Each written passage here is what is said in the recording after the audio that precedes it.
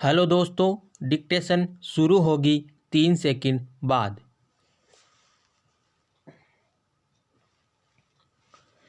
अगर देश की आवश्यकताएं कांग्रेस से पूरी होती है तो ठीक है और उसके साथ है विराम, लेकिन अगर वैसा नहीं होता तो हम नहीं कह सकते कि वह भारत से भी ज़्यादा महत्वपूर्ण है, भारतीय जनता से भी अधिक अहम है।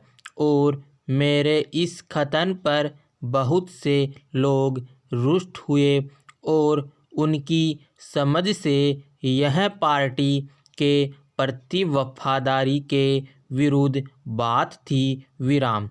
लेकिन मैं अब भी इस मामले पर उतनी ही दृढ़ता करती हूँ और समझती हूँ कि कांग्रेस जनता से दूर अंशतः न केवल इसलिए होती गई कि शायद वह एक लंबे समय तक सत्ता में रही, बल्कि इसलिए भी कि हमारे यहाँ लोकतंत्र का जो स्वरूप प्रचलित है उसमें उस चीज़ को सरलता से पांव जमाने का मौका मिल जाता है जिसे अमेरिका में मालिकाना रुख कहा जाता है।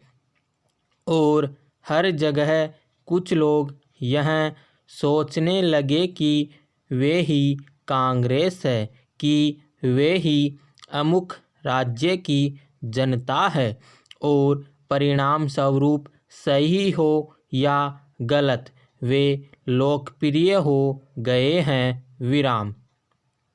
परंतु हमें उस लोकप्रियता के औचित्य को परखने का अधिकार नहीं है। विराम। यह तो जनता ही है जो निर्णय दे सकती है। विराम। लेकिन हमें एक के बाद एक राज्यों में पराजय मिलनी शुरू हुई और मैंने पाया कि इस खाई को पाटने का उपाय इसके सिवा और कुछ नहीं है कि हम सीधे एक बार फिर जनता तक जाए। विराम। पैरा। आप यह जानना चाहेंगे कि हमें उदाहरणार्थ बंगाल में क्यों पराजय मिली। विराम। वह सभी जानते हैं कि केरल जैसे राज्य में हम क्यों हारे। प्रश्नवाचक। आप फ्रांसीसी है, इसलिए आपको पांडिचेरी में दिलचस्पी होगी। विराम। वह बहुत छोटी सी जगह है। विराम। वह एक मनोहर फ्रांसीसी प्रांतीय नगर है। विराम। वहाँ कांग्रेसी मुख्यमंत्री था। विराम। वह एक युवा कांग्रेस मुस्लिम था। विराम। अकारण और अचानक हमारे लोगों ने तय किया कि उसे हट जाना चाहिए। विराम। वह उपयुक्त व्यक्ति नहीं है और उसके लिए मुख्यमंत्री होना उचित नहीं है। विराम। लेकिन मैंने कहा सब कुछ ठीक ही तो है। विराम। वह वहाँ है। विराम। वह चुना गया है। विराम।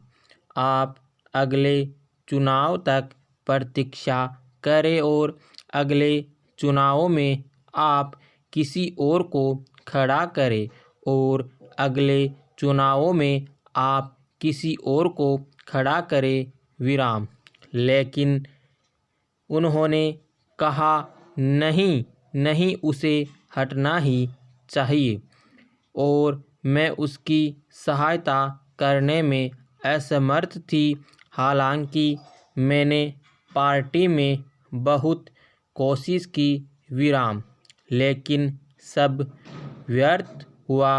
विराम समाप्त।